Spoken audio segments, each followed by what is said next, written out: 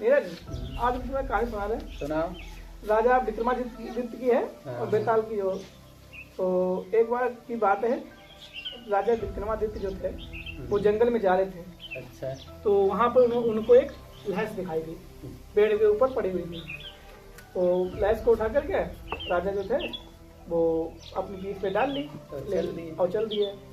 अब वो बेताल था, भैंस क्या थी, वो बेताल था। तो वो बोलने लगा राजा से कि राजा ये हम ऐसे नहीं चलेंगे तुम्हारे साथ में, हमारे अगर सवाल का उत्तर आप दे दोगे तब तो हम चलेंगे, आप सब साथ में चलेंगे। और हमें पता है अगर हमारे जो हमने सवाल पूछा और आपके मन में जो सवाल उसका उत्तर आया और आपने अगर नहीं दिया तो हम आपका सर फोड़ देंगे, और अगर तुमने हमको जवाब दे दिया तो हम चले जाएंगे। राजा ने बोला ठीक, पूछिए।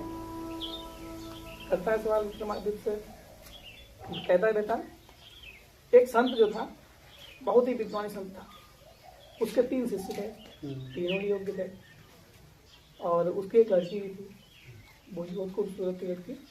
तो बोलता है बेटा, अब उनमें से राजा क्या नाम उसका संत जो थे वो चुनने के लिए मजबूर हो रहे थे कि भाई तीनों लड़के भी योग्य थे, उनके जो तीनों संत थे वो तीनों, उनके जो चेहरे थे वो भी बहुत योग्य थे और लड़की भी बहुत खूबसूरत थी। अब वो लड़की को तीनों संत शिष्य चाहते थे उनको, उनकी लड़की को, और राजा मतलब वो जो संत था वो भी चाहता था किसी एक का चुनाव करने के लिए बहुत कंफ्यूज थे, लड़की भी कंफ्यूज थी और वो महात्मा जी भी कंफ्यूज थे।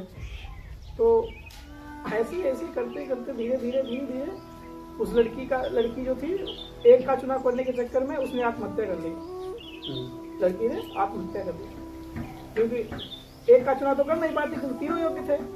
तो ऐसे ही करते करते उसने आत्महत्या कर दी। सारे लोगों ने उसके जो मिट्टी थी उसको दफनाया जाके। एक जो शिष्य था उनका वो वहां जाकर के उनकी जो चिता बनी हुई थी वहां पे जाकर के उसकी देखभाल करने लगा।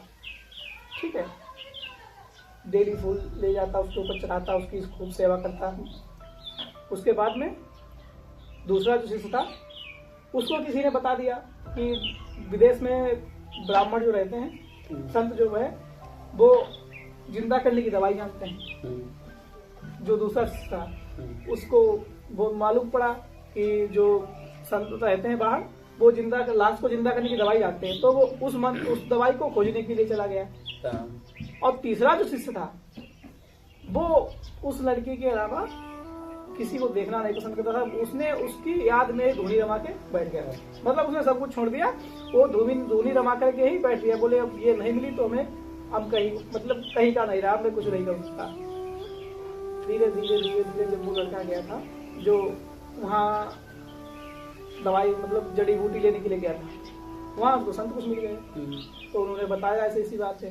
तो उन्होंने संत की सेवा की, उसी लड़के ने जो बाहर गया था सेवा की। तो वो मंत्र उनको जानते थे जिंदा करने का, वो मंत्र उन लोगों ने सिखा दिया उसको।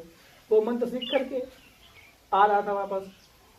और दूसरा जो शिष्य था जो उसकी डेली देख रेख करता था, उसकी चिता पे जाता था, फूल की पत्ती चढ़ाता था, उसकी खूब साफ सफाई करता था। तो दूसरा शिष्य था वो भी वहीं पर था। तीसरा जो शिष्य था जिसने अपनी उसकी याद में धूनी रमा ली कि नहीं मैं अब किसी को देखना भी नहीं पसंद करूंगा और ये है वो है, मतलब उसके अलावा किसी को चाहूंगा नहीं, वो उसकी याद में धूनी रमा कर बैठा था। जब वो लड़का आता है उसको मंत्र पता था, उसने उसको लड़की को जिंदा कर दिया। अब जिंदा कर दिया तब वो और आकर्षक बन गई लड़की, मतलब और खूबसूरत बन गई। हाँ, उसके बाद में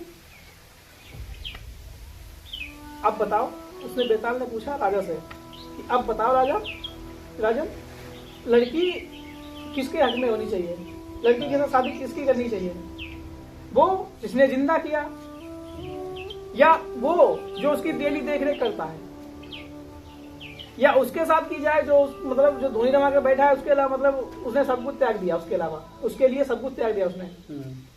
और हमें पता है आपको उत्तर इसका आता है, और अगर आपने उत्तर इसका नहीं दिया तो हम आपका सर फोड़ देंगे, और अगर आपने उत्तर दे दिया तो हम चले जाएंगे।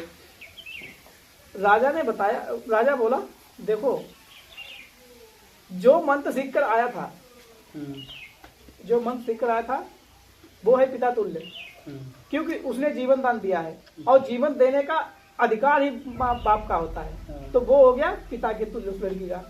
ठीक है, साफ सफाई। हाँ, साफ सफाई पे पूछा गया। राजा ने बताया देखो, जो उसकी देख रेख करता था वो है भाई के तुल्य, जो लड़की की देखभाल करता था वो है भाई के तुल्य। जीवन देना पिता का काम है, देख रेख करना भाई का काम है। वो जो तीसरा था जिसने, हाँ, जिसने मतलब उसके पर सब कुछ छोड़ दिया था, वो है असली हकदार। क्योंकि प्रेम का अर्थ यही होता है कि उसके अलावा वो किसी को पसंद ना करे। तो अब लड़की उसी को मिलनी चाहिए, ना कि उन्हें उन दोनों को, क्योंकि वो तो जिसने जीवन दान दिया वो है पिता तुल्य, और जो उसकी देखरेख करता है वो है बेटे योग, भाई योग, और जिसने सब कुछ त्याग दिया उसके लिए हकदार असली वही है।